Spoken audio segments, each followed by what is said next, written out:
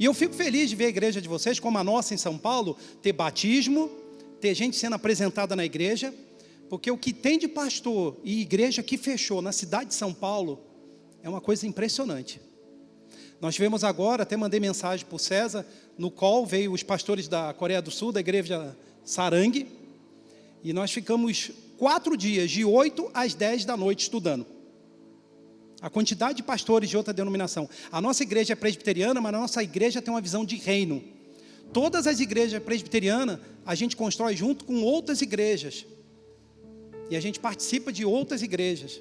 Então essa é uma visão do reino, não é a visão da denominação. Infelizmente o diabo tem colocado uma coisa entre as igrejas, uma disputa teológica. Toma cuidado com isso. A Bíblia é uma só. Deus é um só. Jesus é um só. O Espírito é um só. E se nós não caminharmos junto, Ele está conseguindo colocar isso. Amém? Vamos abrir a nossa Bíblia no livro de 2 Coríntios, capítulo 12. Eu dei um título, né? Deus falou para mim essa manhã, eu estava estudando a palavra de Deus desde 6 horas da manhã. Plena certeza da esperança no meio do sofrimento. Irmão, sua vida pode estar tudo bem. Mas, e quando chega um problema? Que certeza você tem que Deus está trabalhando na sua vida?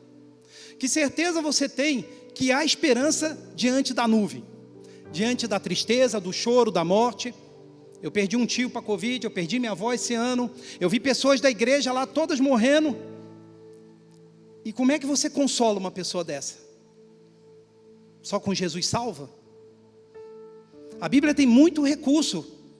E o grande fundamento hoje, eu falo, sabe, pastor Tony, estou procurando ele, que eu me perdi ele. Ah, está ali. É que um pastor não pode só pregar. Um pastor não pode só ensinar. O pastor tem que aconselhar. E o aconselhamento não tem nada a ver com pregação, irmão. Com discipulado. O aconselhamento, até um dia eu estava dando aula, eu falei assim, ó, irmãos, o aconselhamento é como uma medida cautelar. O irmão, ele vem caminhando num rio do discipulado, do pastoreio da igreja, e de repente ele tem um problema. Ele tem um adultério, ele tem a esposa que morreu, ele tem a filha que morreu, ele tem um acidente, ele tem um desemprego, e aí começam as coisas. Ele sai do discipulado e sai da rota do rio, da embarcação junto com os irmãos, e começa a procurar outros deuses, outros caminhos. E você tem que trazer o cara. Você tem que trazer ele, você tem que resolver o problema dele. Mas resolver de qual jeito? E eu queria trazer essa visão para vocês da igreja.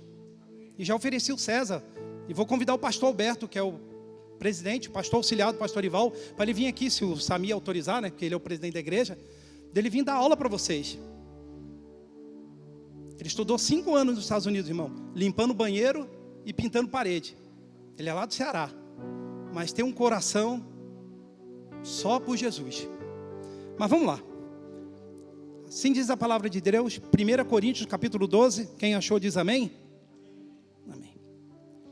Só vou trabalhar com esses versículos, tá, irmão? Nós presbiterianos gostamos de focar bem numa palavra e expor bem a palavra. As visões e revelações do Senhor. Se é necessário que me glorie, assim diz o apóstolo Paulo, ainda que não convém, passarei as visões e revelações do Senhor. Conheço um homem em Cristo que há 14 anos foi arrebatado até o 3º céu. Se no corpo ou fora do corpo, eu não sei. Deus sabe. Eu sei que o tal homem, se no corpo ou fora do corpo, não sei. Deus sabe. Foi arrebatado ao paraíso. E ouviu palavras inefáveis, as quais não é lícito ao homem referir. De tal coisa me gloriei, não porém de mim mesmo, salvo as minhas fraquezas. Pois se eu vier a gloriar-me, não serei nécio, porque direi a verdade. Mas abstenho-me para que ninguém se preocupe comigo, mais do que em mim vê, ou de mim ouve. E para que não me ensoberbecesse com a grandeza das revelações, foi-me posto um espinho na carne, mensageiro de Satanás, para me esbofetear, a fim de que não me exalte. Por causa disso, 3 vezes pedi ao Senhor que o afastasse de mim. Então ele me disse: Paulo, a minha graça te basta, porque o poder se aperfeiçoa na fraqueza. De boa vontade, pois, mas me gloriarei nas fraquezas, para que sobre mim repouse o poder de Cristo, aleluia. Pelo que sinto prazer nas fraquezas, nas injúrias, nas necessidades, nas perseguições, nas angústias, por amor de Cristo. Porque quando sou fraco, então é que sou forte. Pai, em nome do nosso Senhor Jesus Cristo, Pai, que o Senhor possa falar com o teu povo aqui, Pai, sobre a sua esperança, independente do que a gente passa, Senhor, ou venha passar, ou está passando agora, o Senhor possa nos dar a paz espiritual, que venha encher nosso coração, que há algo melhor nos esperando, que há algo inacreditável, inefável. Pai, em nome de Jesus, fala com a sua igreja. O que é um sofrimento divino, irmão? Qual é o conceito que a Bíblia dá sobre sofrimento? Qual é o conceito que nós podemos ter entre equilibrar em nossas vidas as bênçãos?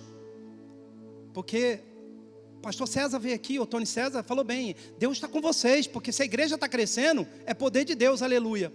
Mas eu vou avisar para vocês, vai ter adversário, vai ter dificuldade, mas como o próprio pastor falou, Deus também supre. Posso ouvir um amém? Porque Ele é o quê? A nossa esperança. Você acha que é fácil o pastor César andar 300 quilômetros até Bonito, todo fim de semana e voltar? Você acha que é fácil os missionários que estão agora lá no Afeganistão pregando o evangelho? Mas Paulo fala que é nos sofrimentos, é nas aflições, é nas angústias, é que eu sinto prazer na obra. Paulo, ele tinha uma virtude de olhar a vida da igreja, ele era totalmente visionário no problema específico da igreja. Se você observar Paulo ele é o que? Ingerente, ele chega de maneira precisa nos problemas de cada igreja que ele mandava carta. E é isso que ele vai nos ensinar. Nós temos que ter um equilíbrio entre bênção e fardo, sofrimento e glória. A primeira coisa que eu vou falar para vocês é que o sofrimento é inevitável. Você quer seguir Jesus? É inevitável, irmão. É inevitável. Se você não se esforça, se você não busca, por mais que seja um sofrimento, e eu vou falar, muitos estão aqui hoje, porque foi difícil sair de casa. Sofreu para estar aqui.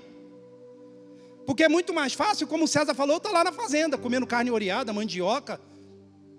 Não era melhor para mim? Mas a gente precisa, como o rapaz do louvor estava falando aqui, se esvaziar para Jesus. Sair do conforto, ir para a guerra.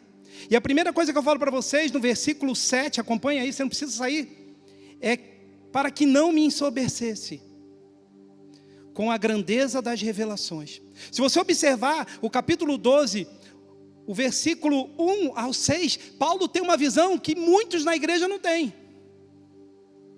que é a visão do reino, é a visão do céu, é a visão daquilo que Deus está preparando.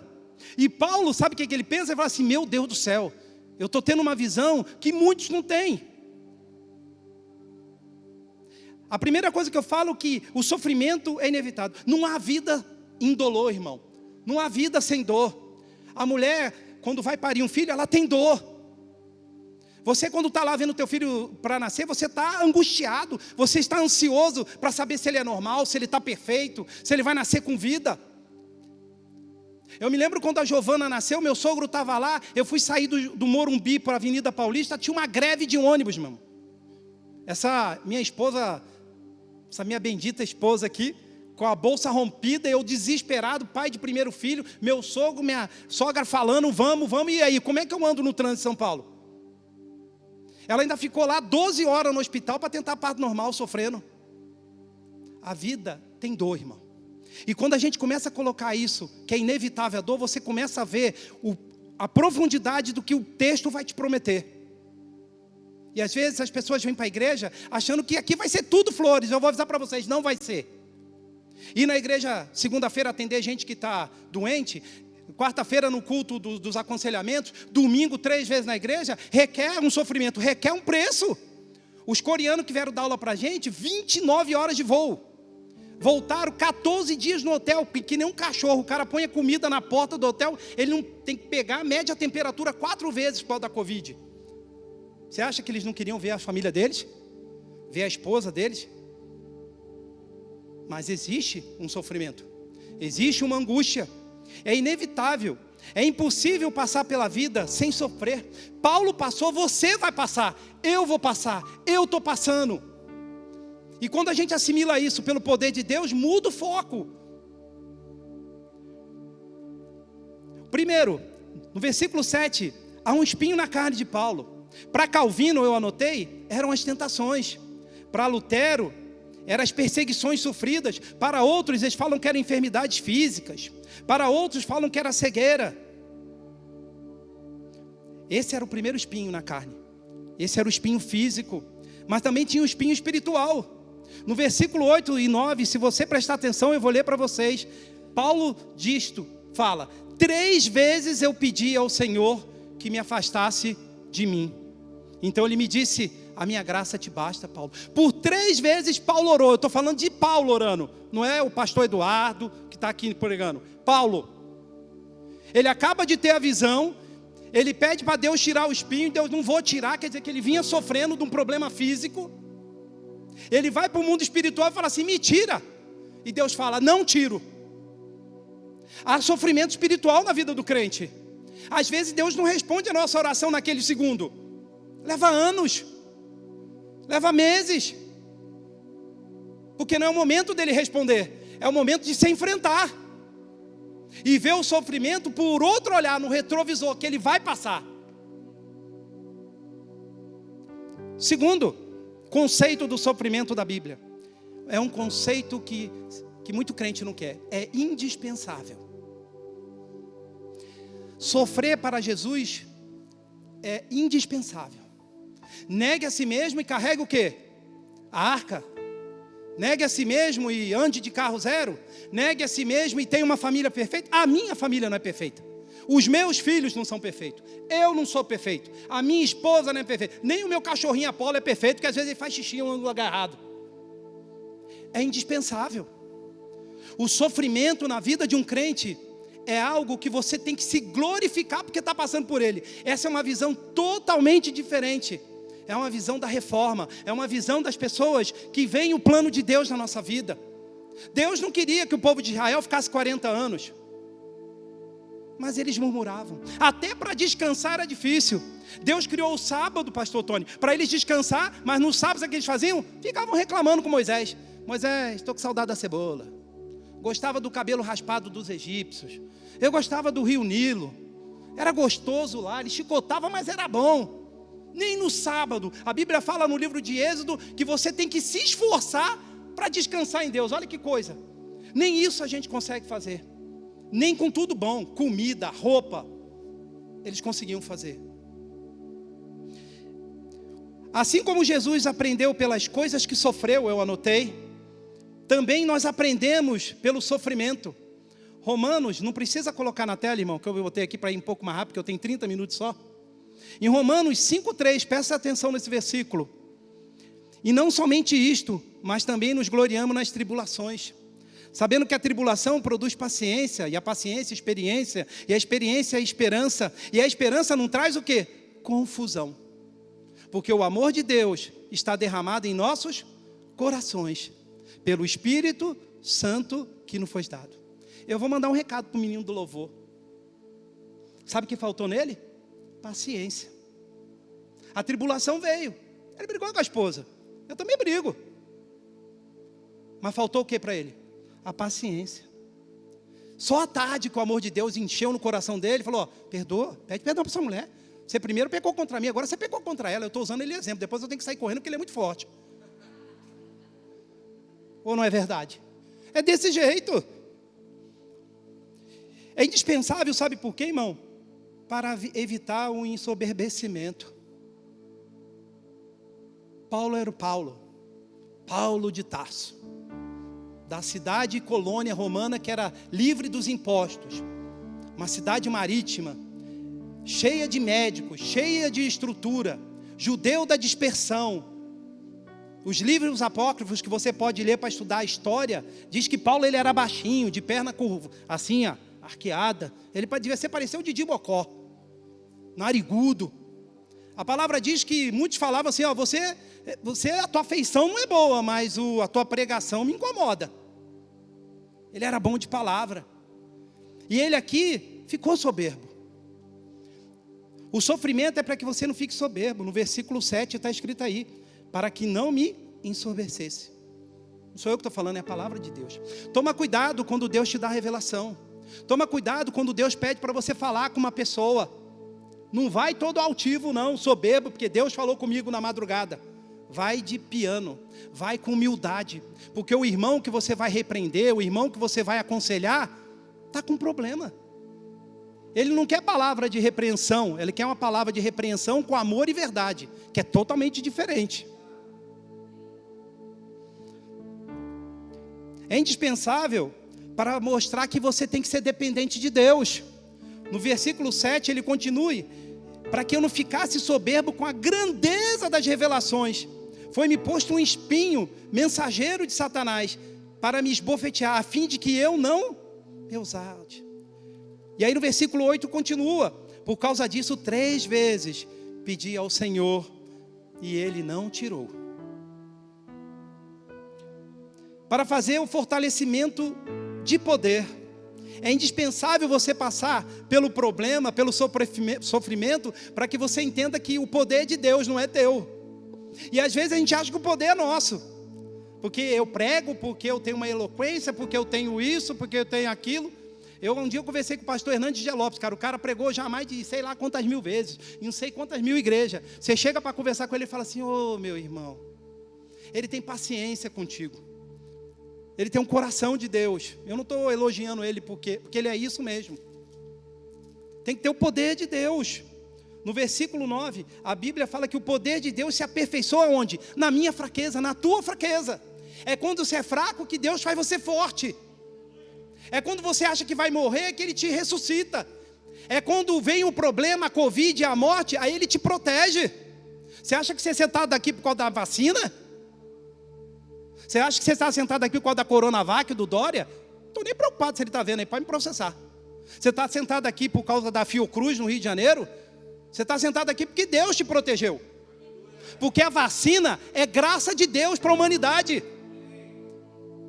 É graça universal. Você tem uma graça especial. A irmã aqui que aceitou Jesus, irmãzinha, agora você tem um amor especial de Cristo. Mas Deus também ama o quê? O mundo, o cosmos, aquilo que Ele criou, todas as coisas. E as pessoas não veem isso ainda. Eu criei a vacina. Eu sou o cara que trouxe a vacina. Você não trouxe nada, Dória. Você não fez nada da tua obrigação como poder público, como governante, de cuidar do povo, do pobre. Mas é a soberba, ou não é assim? Terceiro fundamento, o sofrimento também é pedagógico. Eu gosto com minha mulher fala assim para o meu filho, você tem que sofrer para aprender. Quem é a mãe que aqui nunca falou isso? Quem de vocês nunca ouviu isso aí? Nunca ouviu, irmã? Ah não, ela levantou a mão só para coçar a cabeça, graças a Deus.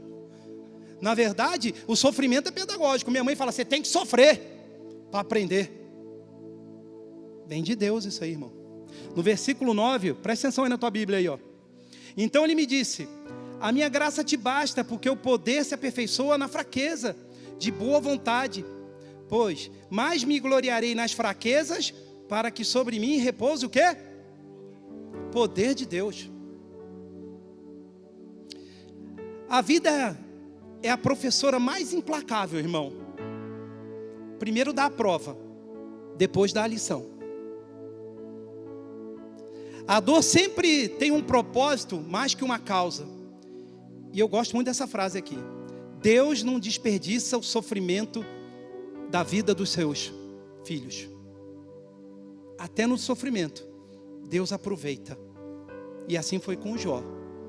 E assim foi com Pedro. Assim vai ser contigo, Rogério. Assim vai ser comigo. Assim vai ser conosco. Deus aproveita cada momento da tua vida, cada lágrima derramada, cada preocupação, cada ansiedade, Cada tristeza pela morte, cada tristeza pela doença da nossa irmãzinha que faleceu agora, que andou com a gente um tempo na igreja O Caminho, do Eduardo. Deus estava no controle. O sofrimento veio, mas o óleo também veio. E só Deus e eles vão saber qual era o propósito de Deus. Não é o pastor Eduardo. É ter contato com Deus, ter conexão com Deus, para entender por que está acontecendo. Por que você está passando por isso? De vez em você perguntar por quê, você fala assim: eu aceito, mas que o Senhor me fortaleça diante daquilo que eu estou passando. Olha como é que muda a visão das pessoas. Não é porque a tua esposa te deixou, não é porque teu marido te deixou, que Deus te abandonou. Pelo contrário, aí é que Ele vai estar mais contigo e mais presente. Se Deus não remove o espinho de Paulo, é porque Paulo precisava ser trabalhado, irmão. Se Deus não tirou do apóstolo Paulo o espinho e vai manter o teu espinho, então aceite como o apóstolo aceitou. Porque ele mandou essa carta para Coríntios, não mandou para mim, mandou para o povo de Deus. Não olhem para mim nem pelo que eu falo, nem pelo que vocês estão ouvindo do que eu falo, mas olha para o que eu estou passando, porque é na fraqueza que eu sou forte. E eu me glorio aonde? Nas bênçãos, no batismo, naquilo que eu ganho. Não, eu me vanglorio é na tribulação, é nas aflições, é na perseguição, porque aí eu sei que Deus está comigo, e aí eu sinto mais Deus. Aleluia. Tem um pastor americano, pastor Batista de Atlanta, o nome dele é Charles Stanley, eu anotei aqui. Ele tem 89 anos, Samir. Ele agora foi retirado, ele é só pastor sênior da igreja. E ele escreve 4 coisas importantes, eu vou passar rapidamente. Como lidar com o sofrimento. Como é que você se lida com o seu sofrimento? A primeira, quando você coloca na tua cabeça, irmão, que é assim, ó, há um propósito divino para esse sofrimento que eu estou passando. Você já fez isso na sua vida? Quando você bate um carro, pô, acordei 7 horas da manhã, bati o carro. Mas qual foi o propósito de vir essa tribulação?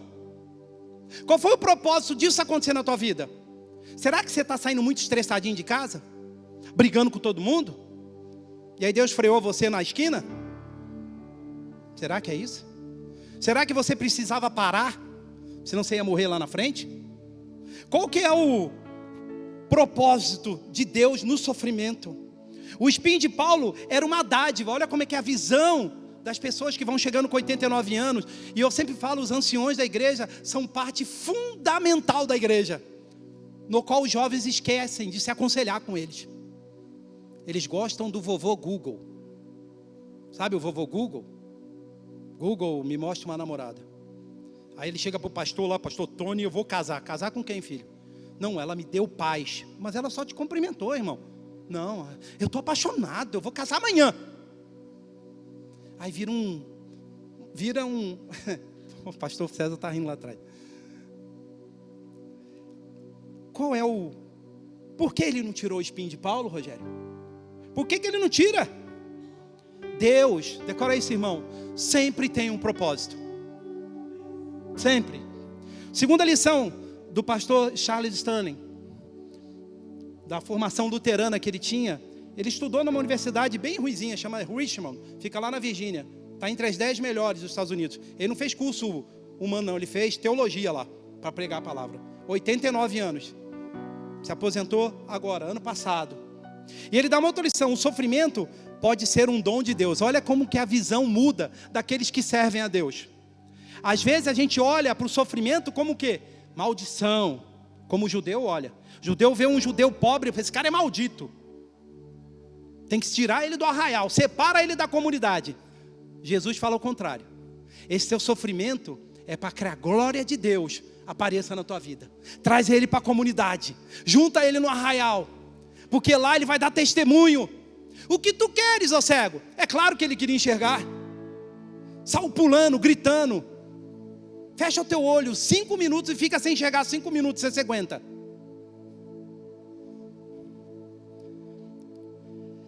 Terceiro, Satanás pode ser o agente do sofrimento. Nós temos que entender isso. Às vezes Deus permite que Satanás nos persiga. E ele ensina isso com muito tempo.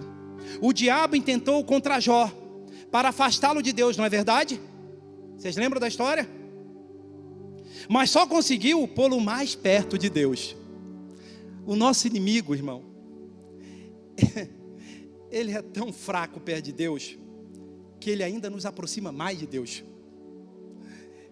Quando você se sentir perseguido pelo diabo, você fala para ele assim: ó, diabo, daqui um tempo, que Deus sabe, eu vou estar num lugar que você não pode estar. Eu agora estou barrigudo, com dor nas costas, dor de cabeça, enxaqueca, estou mancando, perdi a mulher, perdi o filho, perdi a coisa, mas daqui um tempo, eu vou estar lá. E sabe onde você vai estar? Ele sabe onde ele vai estar, afastado, no lago de enxofre, junto com teus seguidores, com os seus demônios, capeta, aqueles que louvaram a ele e deram honra a ele, mas nós, pelo sofrimento, fomos às vezes tomamos soco, bofetes, mas isso sabe o que faz? Nos aproxima mais de Deus. E assim foi com Jó. Antes eu via falar de Deus, mas agora eu ando com Deus. Pastor Stanley também dá a última lição. Deus nos conforta em nossas adversidades. Versículo 9. Olha aí, está na tela. Então ele me disse: a minha graça te basta, porque o poder se aperfeiçoa na fraqueza. De boa vontade, pois, mais me gloriarei nas fraquezas, para que sobre mim repouse o poder de Cristo. Você quer o conforto de Deus? Entrega o teu sofrimento para Deus. O César sabe que eu tive uma dor nas costas, irmão. Foram 3 anos, eu gastei mais que um, carro com médico. Pastor, hein? Sabe que eu fui burro. Fui burro. Pode gravar aí, tá gravando? Fui burro. Eu não entreguei para Deus. O dia que eu entreguei para Deus, nem a cirurgia eu paguei. E um cara que me operou era um pastor lá da igreja Batista da Lagoinha. Eu não vou contar porque a história é muito longa. Eu fui para a sala de cirurgia, tomei anestesia, ele voltou: você é pastor? Não tinha falado nada com ele. Que era uma cirurgia de graça, era um negócio muito rápido, um procedimento que não era tão incisivo. Ele falou: você é pastor por quê? Porque você pregou o evangelho para mais de 200 pessoas, dormindo. E eu fiquei muito feliz de ver aquele mundo de médico assistindo o procedimento para aprender. Era uma cobaia mesmo, eu estava ensinando outros caras comigo. Minha mulher está aqui de prova. O dia que eu larguei mão, o dia que eu entreguei para Deus, aí ele veio me confortar. Falou: agora é nessa fraqueza que agora eu vou mostrar o meu poder na tua vida. Agora eu vou te trazer o conforto. A graça de Deus também é suficiente nas horas do sofrimento. Presta atenção nisso, irmão. Você pode estar passando por um maior problema. Quem está me assistindo aí, você está com um problema, eu respeito o teu problema, mas não é o pastor que vai resolver. O pastor ora, o pastor aconselha, o pastor ensina, o pastor discipula, o irmão vai, visita, traz a esperança, traz o amor. Mas sabe quem cura? Deus. É Deus. É Deus que vai ao teu encontro e te pega: vem cá, meu filho, vem cá, Paulo, a minha graça te basta, meu irmão. Você não pode estar sofrendo por isso. Meu filho sofreu tudo por você. Respira. Se a Covid levou alguém da tua família, é porque Deus quis. E se você está aqui, porque Deus não quis. E Ele restitui. A igreja tem que voltar para a igreja, irmão. Se você está aí do outro lado, o teu lugar é aqui, não é do lado da tela. A tua comunhão é aqui, não é fora. Você está com medo do vírus? Vai ter milhões de vírus ano que vem, irmão. Ou vocês não sabem? Ebola, gripe SARS, Covid-33. Você quer o tamanho? Escolhe a polegada, 48. Eu não estou falando para você não se precaver, não é isso que eu estou falando. Eu não estou falando para você não tomar vacina. Não estou falando nada disso. O que eu estou falando é que você faz a sua parte e Deus faz a parte dele. Agora você vai ficar aí do outro lado da tela, achando que no culto online, sentado comendo pipoca, tem coisa que revela aqui, não revela em casa. Olha, irmão, tá eu e minha esposa aqui. Eu no início do ano, eu vou dar testemunho para vocês, eu estava com esse negócio, não vou para a igreja, Um dia essa mulher chegou para mim, vem cá, que homem tu é? Ela é meio souza, sabe? É meio nervosa. Não sei como é que o pastor Tony é aqui. É que eu e a Débora, a gente se dá bem, a pastora Débora, entendeu? Porque a gente tem o mesmo sogro, a mesma sogra, a gente bate um papo. Mas por que tu homem tu é? E ela é baixinha, rapaz, ela é metida besta. Chegou para mim lá na cama, e eu meio gordinha. Você vai estar pensando o que essa mulher? Sou sacerdote do lar. Falei, então por que você não vai para a igreja? Vocês estão rindo? Eu sofri também, irmão. Ansiedade, Samir, depressão, achando que eu não ia conseguir sobreviver. Mas que Deus tu serve? Está estudando no Andrew Jump, no Mackenzie. O que você está lendo o dia inteiro? Eu falei, não sei, eu acho que é gibi do Superman. Deus, irmão, é o que faz você enfrentar. E último, a chave para você crescer no sofrimento é viver em função do amor de Cristo. No versículo 10, a palavra de Deus diz assim: pelo que sinto prazer. Você já conseguiu sentir prazer na tua fraqueza? É difícil, hein, irmão? Você já pediu ajuda para um irmão da igreja quando você não sabe nada? Eu não tenho vergonha. Quando eu não sei nada de trabalhista, sabe para quem eu ligo? Está lá no fundo, ó. César, me ajuda aí. E ele também. Du, não entendo nada de tributo. Faz aí para mim? Faço. Eu estava lá no Andrew Jump e tinha uma irmãzinha de 60 e poucos anos. 60 e poucos anos estudando teologia bíblica histórica. Vocês têm noção do que é isso? Ela passou um particular para mim e falou assim: pastor, me ajuda. Falei, mas na hora. Peguei os meus resumos, mandei tudo para ela. Ela passou. Porque as provas são difíceis, irmão. Você, na tua fraqueza, você procura alguém? Porque Paulo fala que ele se gloria nas fraquezas. Porque quando ele estava lá em Roma, ele implorou para Lucas, falou: Lucas, manda alguém aqui ficar comigo, porque eu estou sozinho. Eu estou preso. Eu vou morrer. Manda alguém ficar comigo aqui, só fazer um pouco de companhia para mim. Apóstolo Paulo. Apóstolo Paulo. O sofrimento também, tem mais 5 minutos, pastor? O sofrimento também é passageiro. Os 4 conceitos, irmão. O sofrimento é inevitável. O sofrimento é indispensável na tua vida. O sofrimento é pedagógico. E o sofrimento é passageiro. A nossa leve e momentânea tribulação produz para nós eterno peso de glória. Está lá em Coríntios 4. Nada se compara com aquilo que está nos esperando, irmão. Nada, absolutamente nada. Eu até deixei marcado e eu vou ler rapidamente, irmão. Tem um pouquinho de paciência. Pregar não é fácil não. A gente lê.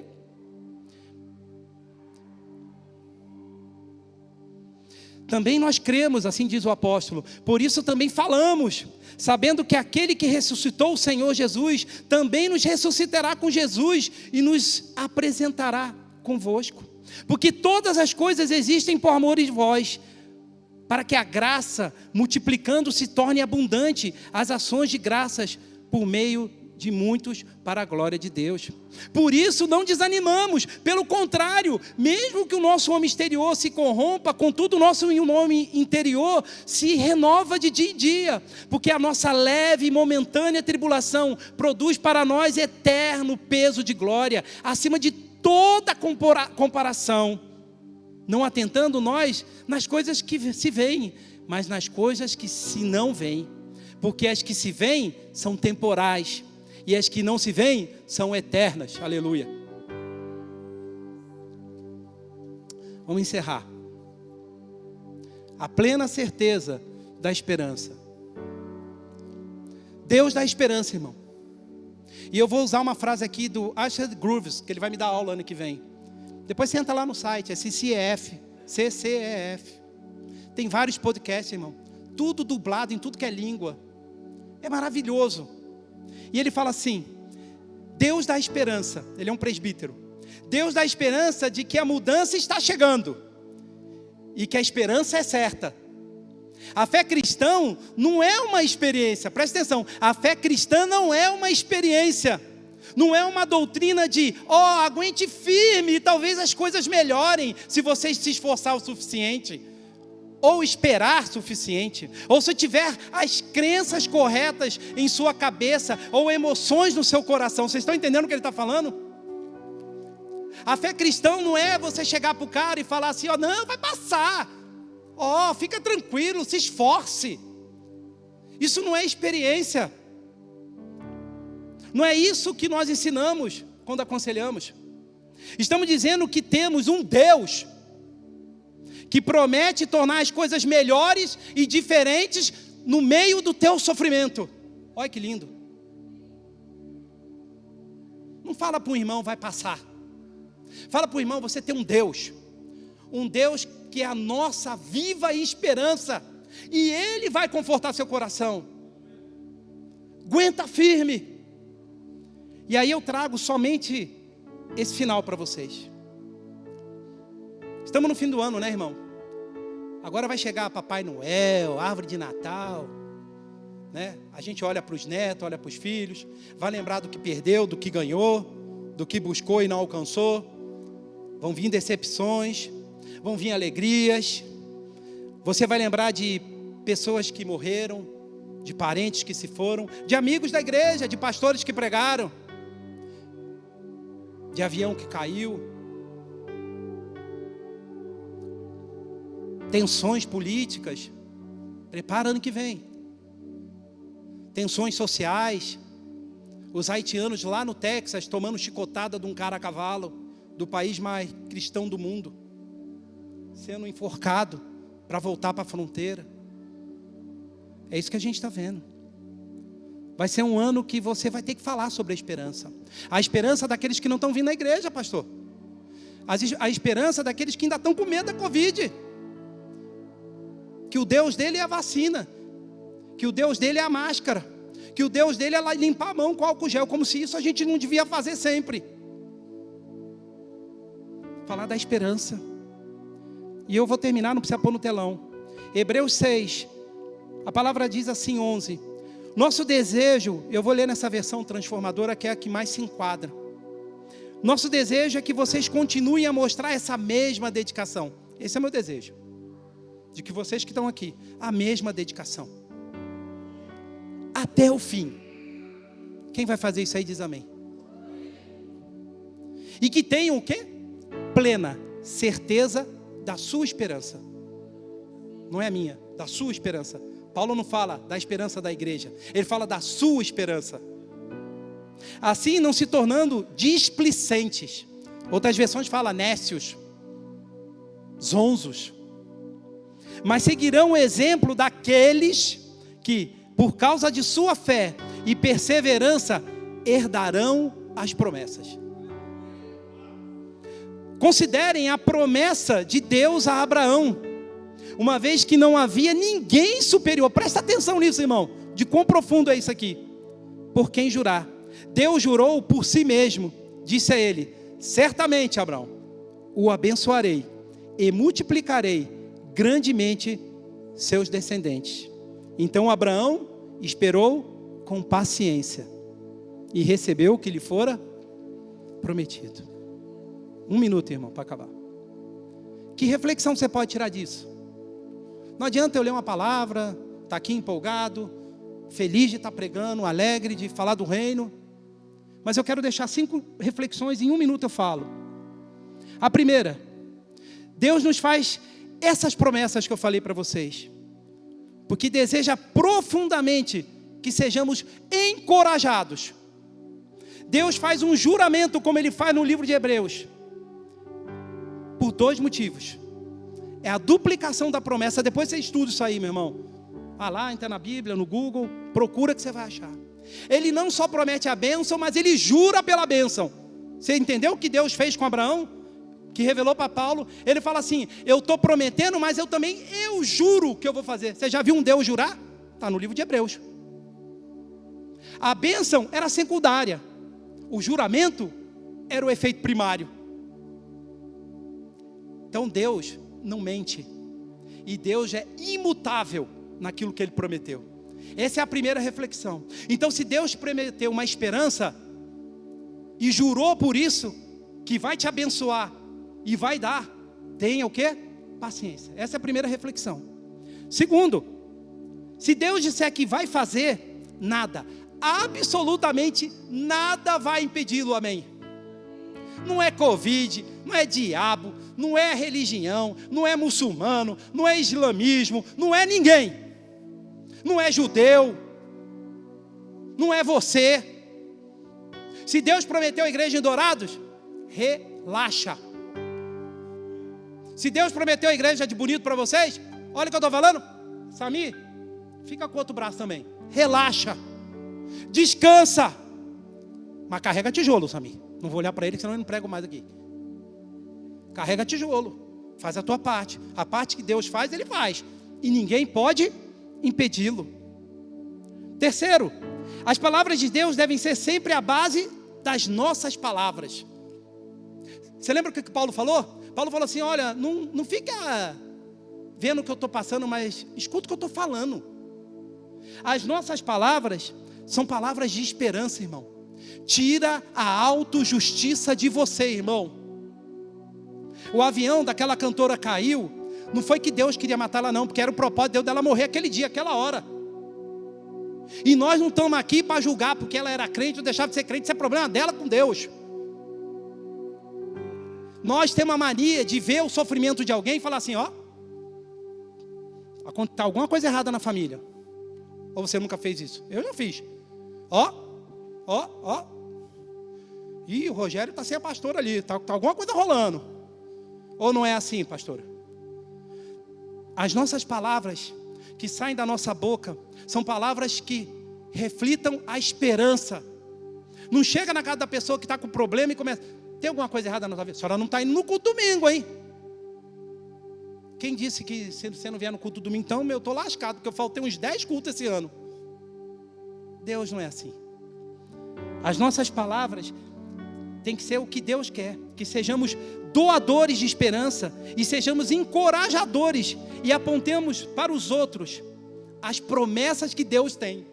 Quando você vê uma pessoa que está morrendo no hospital, não fica lá, não, ela está morrendo, não, chega para ela e fala assim, irmão, você está aqui, mas daqui a pouco você vai estar com Jesus. Há uma promessa maior que a morte, porque todo aquele que crê em mim não morrerá, mas viverá. Tem versículo para você usar. A família está chorando, mas o crente que está morrendo está sorrindo. E depois você vai para a família, calma, Deus está no controle. Ele vai estar num lugar melhor. Porque tem crente que fala assim, eu não sei onde meu marido está, não sabe sim, está no céu. E lá ele vai enxugar a lágrima, ele vai enxugar o pranto, ele vai enxugar a tribulação, a aflição. E você vai ser revelado a você todas as coisas. O que eu não sei, Deus vai revelar. Você quer melhor que isso? Quarta, não deixe o teu coração te enganar. Não deixe. Sabe qual é o problema central dessa pregação? Sabe qual é a situação principal contra a tua esperança, a minha esperança? Ela assume várias formas. Mas o ataque principal contra a sua esperança, contra a minha esperança, contra a nossa esperança, é a simples ideia de que as coisas não vão mudar. Ah, não vai resolver. Ih, pastor César vai carregar tijolo, nada. Essa igreja não vai ficar pronto, nada. Vai ficar pronto não é em 3 meses, não, em 30 dias.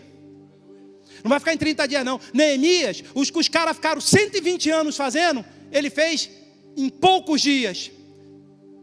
Eu vim em nome de Deus levantar os muros, corrigir vocês.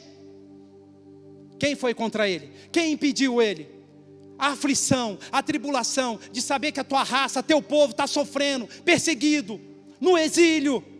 Ele sai, viaja 3 anos para chegar em Jerusalém e levanta os muros,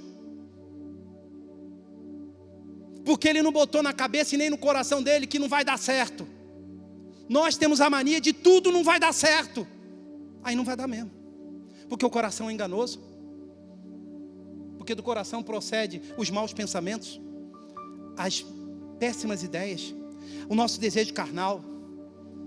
Por isso que Deus fala, essa noite eu estou trocando um coração, e estou colocando um coração de carne e o espírito meu dentro dele. para que quando você olhe para a morte, você olhe para a aflição, a tribulação, é nessa que eu vou. Se o Senhor quer que eu mergulhe aí, nós vamos mergulhar, mas é porque eu mergulho, é porque eu sei que o Senhor está comigo, e o Senhor está mergulhando comigo, sem cilindro de oxigênio, sem óculos, sem nada, sem pé de pato, você pula. Mas tem que ter coragem. Eu concluo. A fé cristã, irmão, não é uma experiência, não é uma doutrina de que o sofrimento é passageiro. Paulo entendeu na prática isso, que a vida cristã estava intimamente ligada ao sofrimento físico e espiritual. O espinho, e Deus não ouviu a oração dele. Ele viveu isso. Mas manteve firme a sua esperança nas promessas de Deus para a sua vida. O que eu estou afirmando hoje, estou concluindo, é que temos um Deus que promete tornar as coisas melhores para torná-las diferentes na tua vida. É pegar a tua doença e virar numa dádiva. É pegar na tua aflição e tornar num presente para você evoluir espiritualmente. É pegar o teu sofrimento e fazer você crescer maduro na fé. Deus não desperdiça o sofrimento dos seus filhos. Deus não desperdiça as suas lágrimas. Deus está no controle. Deus está no controle da igreja. Deus está no controle da pandemia. Deus é um Deus que controla todas as coisas. A Bíblia é inerrante, infalível, e transforma os corações daquele que não tem Deus. Essa é a minha esperança. Que vocês vejam o sofrimento de forma diferente, de forma em que vocês vão crescer, não como nécios, mas como sábios, filhos da luz. Amém? Vamos orar. Quem puder ficar de pé, fique. Quem puder ficar sentado, amém? Vou passar, acho que a palavra para a Santa Ceia. Pai,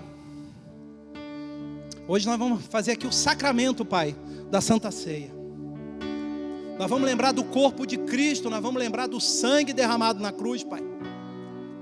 Porque só existiu um homem na face da terra que cumpriu um pacto das obras e o pacto da graça, que viu o grande quadro da queda, da criação, da queda, da redenção e do que há de vir ainda, a consumação.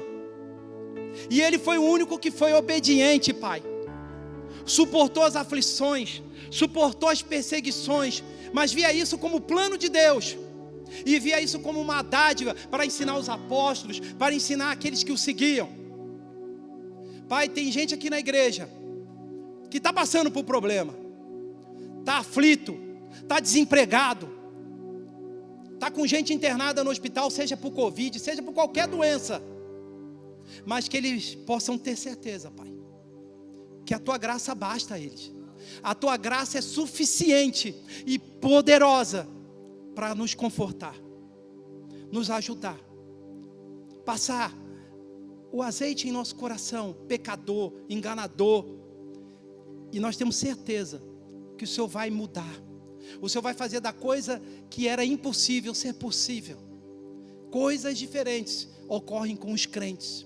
Coisas maravilhosas acontecem com os crentes. Coisas inefáveis, inexplicáveis acontecem com os crentes. É por isso que eu clamo.